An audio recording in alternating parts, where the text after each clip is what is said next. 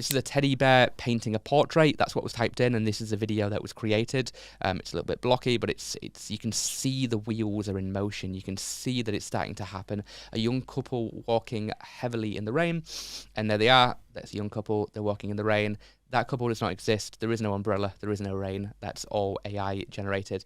A fluffy baby sloth with an orange knitted hat trying to figure out a laptop close-up, highly detailed studio lighting screen reflecting in its eye. You can see the reflection in the eye. So a lot of people are very scared by that. They think, why would I spend thousands of pounds on cameras, on professional mics, on lighting, when I can just type in what I want? I want to watch this Netflix show. I want it to involve these actors. I want the plot to be this. You can even use ChatGPT to write the script for you based on your algorithm and what you like, and it will instantly create content for you. I mean, imagine that on like TikTok, where every video is getting better and better based on specifically what you like. It's instantly created for you, which makes me think, like, will the social media companies become the social media creators? Will the algorithm start creating content, and then influencers will just kind of die out because an influencer won't be able to create content as good as the algorithm, which understands the user more than the influencer does. Yeah. What's your take on just content creation? Like, we're moving beyond actors, we're moving beyond YouTubers, we're moving beyond commercials. We're now just potentially replacing the entire industry. Like, what are your thoughts on that? Extremely scared, naturally, because that, for me, would mean I'm out of a job, especially if it recreates me entirely. You can always come and work for me in recruitment. Yeah, exactly.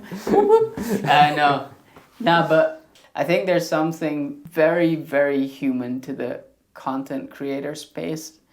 It's allowed people to express themselves and connect with people through that expression, right? For example, in the past, you always had artists, right? People would make paintings and whatever that may look like. And at times you would not be able to connect with other people. It would only be the select group that you have in your environment that would see this, and that basically depended on your success. Now you have people at 70 who are like, you know what, fuck it, I'm going to upload that TikTok video. Goes nuts, and it changes their life. Equally, people at like 13 or 14 that are allowed to upload videos. And although those have pros and cons, it's beautiful that that is an option, right? Yeah.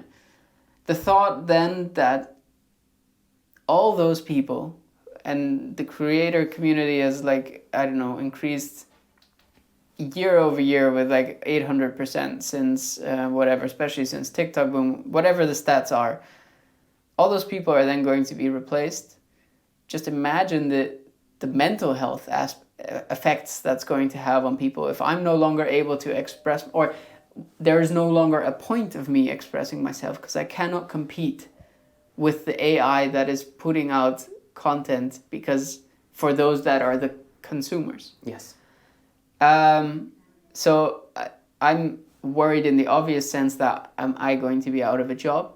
But equally, I'm worried in the sense that are we going to end up with a generation of people that just hate their life because they don't have the ability to express themselves anymore in the ways that maybe freed them from their day-to-day, or maybe even gave them a will to live. Yeah. The number one sought-after job in the entire world could disappear overnight because of an algorithm change. Yeah. And it's very, very worrying. Yeah. But the flip side is you can't fight it. Yes. It's going to happen. And I think in this case, AI and all the industries is something that's dominated by people with a lot of money. And I think history shows that people with a lot of money typically tend to win, whether we like it or not. And those modern day Rockefellers, the Zuckerbergs of the world, those top 7 companies, at least in the US, on the S&P 500, I believe make more money than the entire other 490 whatever companies combined, right? Yeah. It's like those companies showed all the gains from an investment perspective over the past couple of years, whereas Campbell Soup or Hilton Hotels probably didn't, right? Yeah.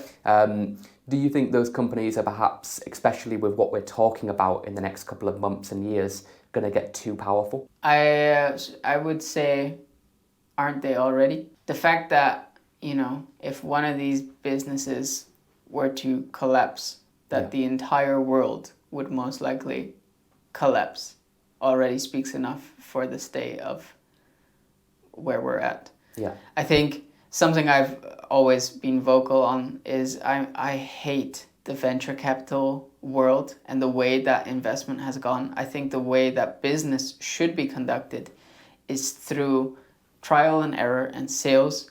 And if you sell, like, they call it minimalist entrepreneurship now, but it's just actually what entrepreneurship is, right? Because what it has become now is find an investor who has a bucket load of money to spend, that is willing to sit with you even when you're not making garbage. Like the fact that Amazon went 30 years without being profitable once. And all these investors were like, it's fine, it's going to pay off because we'll just pump more money into it. And at some point, and then, it did. But in what world is that entrepreneurship? In what world is that allowed to succeed? Yeah. Like, that doesn't make any sense to me. It's different, right?